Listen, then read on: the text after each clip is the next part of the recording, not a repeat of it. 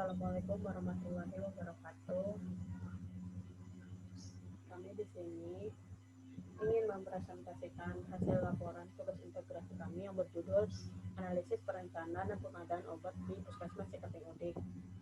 Dengan saya sendiri, Enisa Rahma Mereka, dan rekan saya, Batur Roji Harhab dan Muhammad Faujan Ramdhani. Kami dari kelompok 2 kelas 3 logistik C. Bab 1.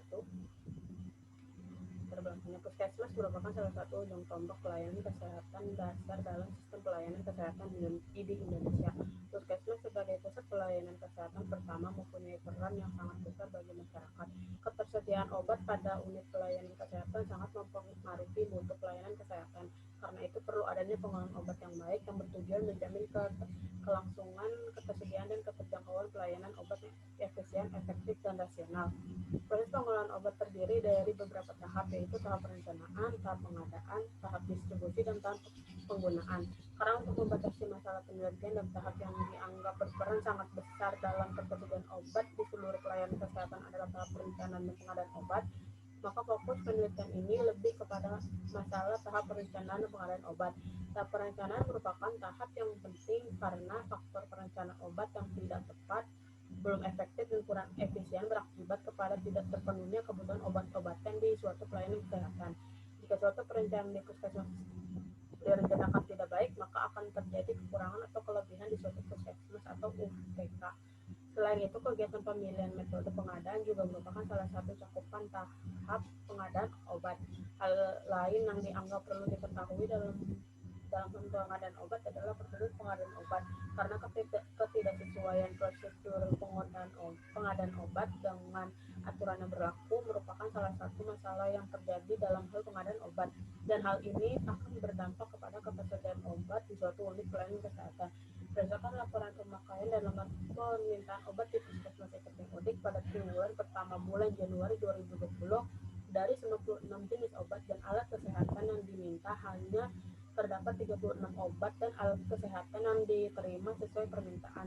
Sisanya sebanyak 43 jenis obat dan alat kesehatan yang tidak terpenuhi sesuai yang diminta, dan sebanyak 17 jenis obat dan alat kesehatan yang diberi berlebih jumlahnya. Pembahasan masalahnya yaitu faktor-faktor apa saja yang menyebabkan terjadinya ketidaksesuaian jumlah obat yang dipesan dengan yang diterima. Yang kedua, bagaimana cara mengendalikan perencanaan pengadaan obat dengan baik. Tujuannya itu yang pertama untuk mengetahui faktor-faktor yang menyebabkan terjadinya ketidaksesuaian jumlah obat yang dipesan dengan yang diterima. Yang kedua, mengetahui cara dalam pengendalian perencanaan pengadaan obat dengan baik. Manfaat penelitiannya adalah untuk tempatnya sendiri, agar perencanaan pengadaan obat di puskesmas itu bisa berjalan dengan baik dan tidak adanya obat yang kurang ataupun yang berlebih. Untuk peneliti, ini sebagai acuan untuk penelitian selanjutnya agar menjadi referensi. Untuk kampus sendiri bisa dijadikan referensi bagi mahasiswa yang lain. Batasan masalahnya, ruang lingkup pada sistem relevan. Jadi ruang lingkup pada sistem relevan ini kita hanya membatasi obat-obatan yang hanya pada bulan Januari 2020. Waktu yang digunakan pun hanya pada bulan Januari 2020. Terus data dan cara pengumpulan datanya itu kita menggunakan data sekunder dan juga data primer. Data primer sendiri dilakukan dengan cara wawancara kepada pihak puskesmas, sedangkan data sekunder ini kita dapatkan dari data yang diberikan oleh puskesmas. Asumsi yang digunakan itu kita menggunakan lead time waktu penggunaan obat itu selama 5 bulan. Bab kedua, di sini ada yang sebelah kiri ini ada flowchart metodologi penelitian. Yang pertama itu kita melakukan studi lapangan dengan melakukan wawancara kepada pihak puskesmas. Yang kedua itu rumusan masalah yang sebelumnya sudah saya jelaskan, itu apa permasalahan yang ada di puskesmas tersebut. Terus ada tujuannya, kita melakukan penelitian itu tujuannya untuk apa. Terus studi pustaka itu adalah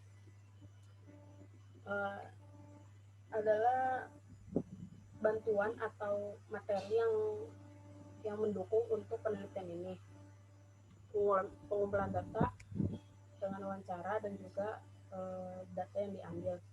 Pengumpulan datanya kita menggunakan ini logik. Terus selanjutnya membuat model usulan. Kalau model usulan tersebut bagus atau tidak error, maka lanjut ke validasi. Kalau misalkan error, itu diulangi lagi untuk pembuatan modelnya. Setelah divalidasi, lanjutkan analisis datanya. Setelah itu membuat kesimpulan dasaran. Selanjutnya yang di sebelah kanannya ada flow test pengolahan data. Jadi pengolahan data itu pertama kita mengumpulkan datanya. Setelah dikumpulkan kita membuat struktur diagram. Itu secara skala kecil permasalahan yang ada di puskesmas. Selanjutnya ada casual diagram. Kita membuat permasalahan itu menjadi lebih rinci lagi menggunakan casual diagram. Terus melakukan parameterisasi model, melakukan stock flow diagram dengan AnyLogic. Selanjutnya setelah di AnyLogic dilakukan verifikasi apakah data tersebut valid atau tidak. Selanjutnya membuat model usulan, apakah ada model usulan yang kita buat untuk dibandingkan dengan data yang ada di puskesmas. Selanjutnya melakukan validasi data dan lakukan analisis. Ketiga, profil puskesmas Ciketing Udik. Puskesmas Ciketing Udik pada wilayah administrasinya meliputi satu kelurahan, yaitu Kelurahan Ciketing Udik yang terdiri dari 9 RW dengan luas wilayah 343.340 km per kubik.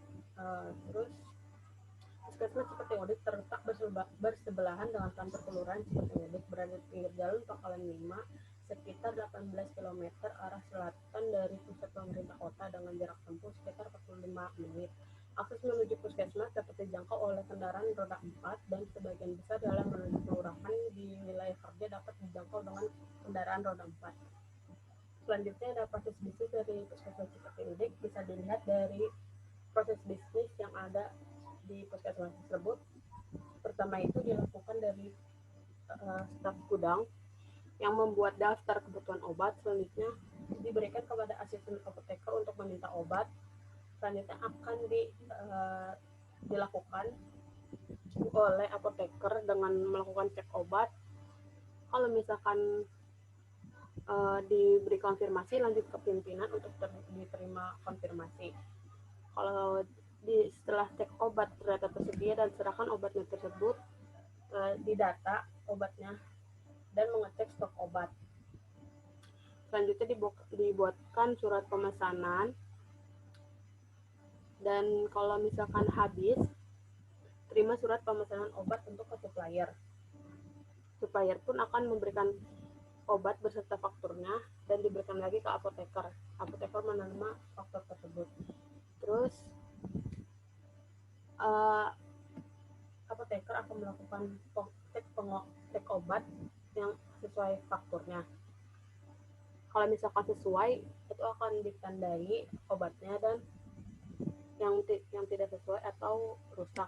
Kalau misalkan tidak rusak, itu lanjut ke catat di kartu stok.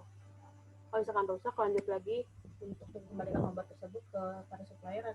Supplier akan mengganti obat dengan obat yang baru dan memberikannya lagi kepada apoteker, dan apoteker akan menjamu obat tersebut dan langsung memberikan kepada staf gudang untuk disimpan di dalam gudang.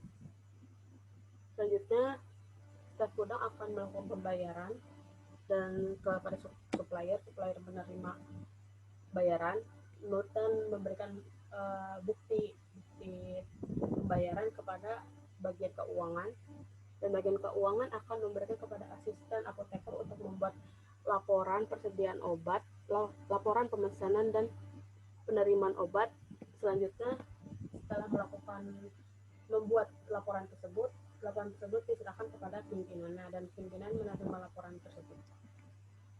Selanjutnya yang pertama ada penemuan masalah.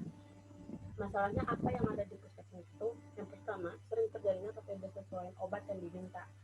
Misalkan puskesmas meminta obatnya 50, tapi yang datang itu kurang dari 50.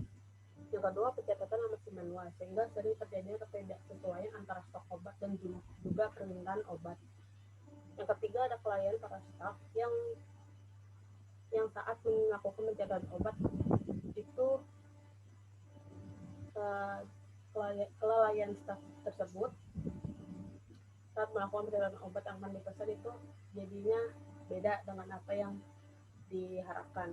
Yang kedua, ada gap analisis atau deskripsi celah.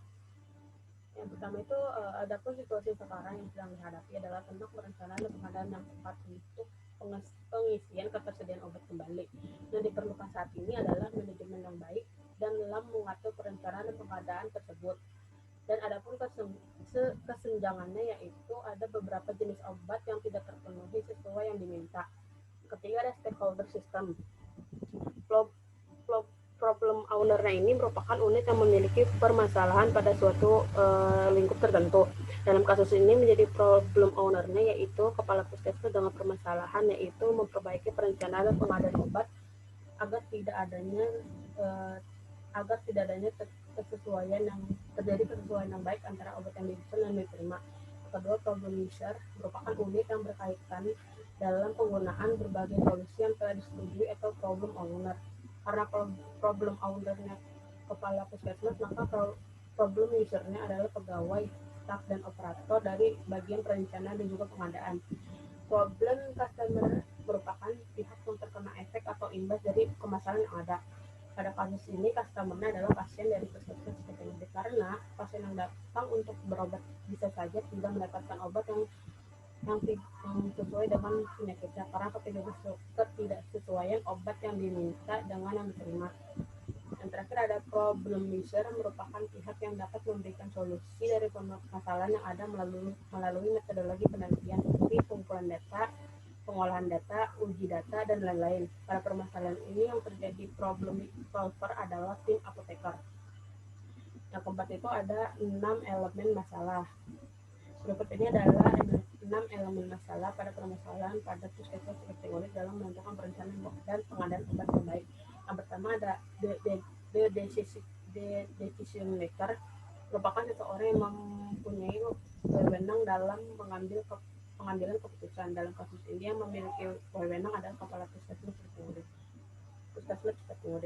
Yang kedua, the decision maker objective, merupakan tujuan dari keputusan-keputusan yang akan diambil. Dalam kasus ini, tujuan utamanya adalah memberikan perencanaan dan pengadaan obat dengan baik, serta untuk mengetahui faktor-faktor apa saja yang mempengaruhi terjadinya ketidaksesuaian jumlah obat yang dipesan dengan yang diterima. Yang ketiga, ada the associated decision criterion, merupakan standar penilaian dari tujuan yang telah ditentukan. Dalam permasalahan ini, standar penilaian yang telah ditentukan adalah permintaan obat dan mengoptimalkan pemesanan obat di puskesmas klinik. Yang keempat adalah the performance measure, merupakan ukuran keberhasilan yang menjadi standar sistem. Pada kasus ini, ukuran performansinya yaitu perbedaan antara jumlah yang diminta dan yang diterima. Ini dipengaruhi oleh perencanaan pengadaan obat yang dilakukan oleh puskesmas klinik. Yang kelima ada the control input or alternative source of question. Alternatif solusi dalam permasalahan ini adalah variabel yang berada di bawah kontrol pemegang keputusan yang nilainya ditentukan oleh si pemegang keputusan. Tentu pada kasus ini yaitu pengisian ketersediaan obat sesuai yang diminta. Yang terakhir ada the content in which problem poser, merupakan siapa yang dapat mempengaruhi pengambilan keputusan atau siapa yang memandang sistem. Dalam permasalahan ini yang dapat mempengaruhi keputusan adalah bagian perencanaan dan pengadaan obat. Selanjutnya akan dijelaskan oleh teman saya, Fauzan. Silakan. Selanjutnya di sini ada RPD atau Risk Factor Diagram yang menggambarkan permasalahan yang ada di Puskesmas Ciketing Udik. Yaitu menurut informasi yang terjadi di lapangan, perencanaan dan pengadaan obat di Puskesmas Ciketing Udik belum baik, mengalami beberapa masalah. Hal ini terjadi karena tenaga kerja kurang berpengalaman, kelalaian dalam pemesanan obat, perbedaan antara jumlah dengan yang diminta dan yang diterima, dan pencatatan obat yang kurang teliti. Selanjutnya ada fishbone diagram yang menunjukkan bahwa ada 4 faktor yang menimbulkan perencanaan dan pengadaan obat yang kurang efektif, yaitu dari segi sistem, keterampilan, pemasok, dan lingkungan. Berdasarkan sebab akibat di atas, ditemukan penyebab mengapa puskesmas di Keting Udik kurang baik dalam perencanaan dan pengadaan obat, yaitu faktor pertama yaitu adalah faktor sistem. Pencatatan obat yang kurang teliti dan adanya perbedaan antara jumlah obat yang diminta dengan jumlah yang diterima. Kedua, faktor keterampilan. Tenaga yang kurang berpengalaman dan kelalaian dalam pemesanan obat. Yang ketiga ada faktor pemasok. Adanya beberapa obat yang belum diretur. Yang terakhir ada faktor lingkungan. Jarak dari jalan besar menuju ke puskesmas lumayan agak jauh.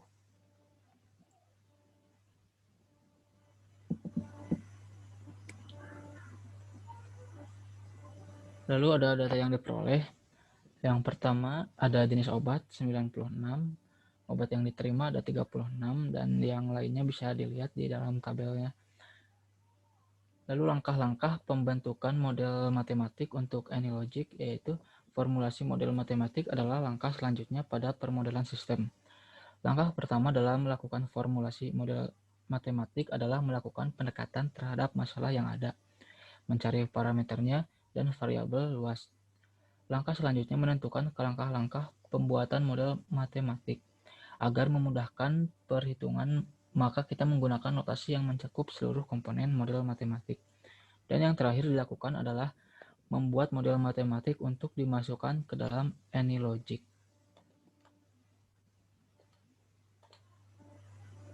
Lalu selanjutnya ada pembuatan atau pengolahan data melalui aplikasi AnyLogic. Yang pertama kita membuat CLD Causal Loop Diagram yang menjelaskan bahwa analisis, perencanaan, dan pengadaan obat di Puskesmas Ciketing Udik dipengaruhi oleh banyak faktor yang saling berkaitan. Sebagai salah satu contoh penyebab harusnya dilakukan analisis, perencanaan, dan pengadaan obat di Puskesmas Ciketing Udik adalah tidak terpenuhinya permintaan obat, di mana penyebab tersebut dipengaruhi oleh perencanaan dan pengadaan obat yang kurang baik yang menyebabkan peneliti menganalisis perencanaan dan pengadaan obat yang ada di Puskesmas Ciketing Udik. Lalu setelah kita membuat CLD, kita membuat SFD-nya atau Stock Flow Diagram.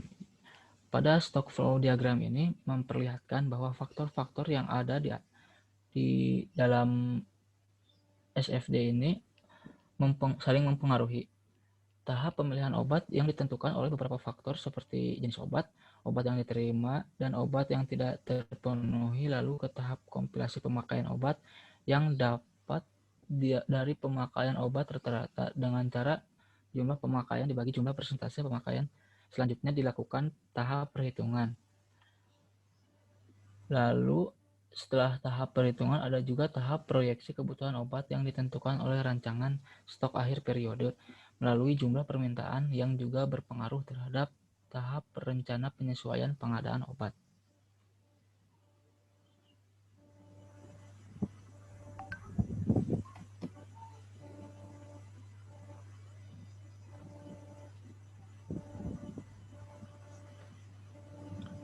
Selanjutnya yaitu ada setelah kita membuat stock flow-nya, kita membuat skenario dan simulasinya.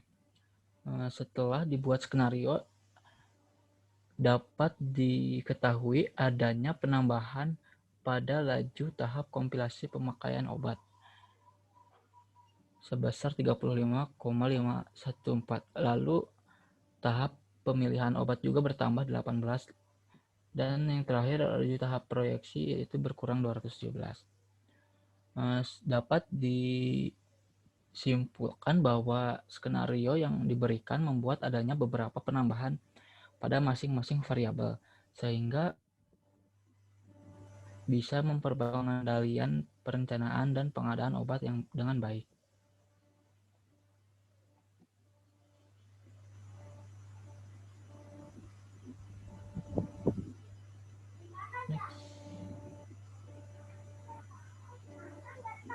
Selanjutnya nih,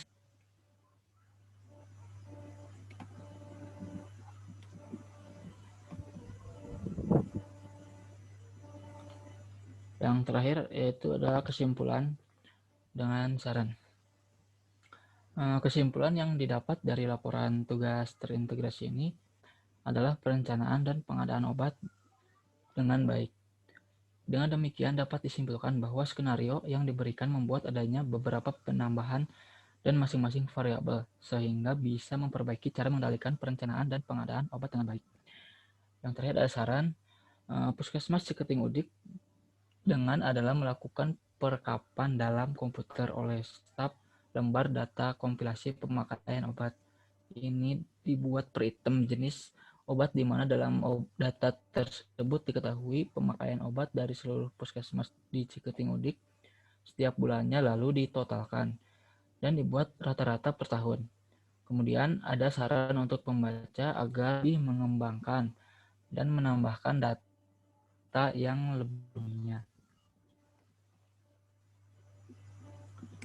Sekian presentasi dari kelompok kami. Bila ada pemilihan dan salah-salah kata, mohon maaf. Wassalamualaikum warahmatullahi wabarakatuh.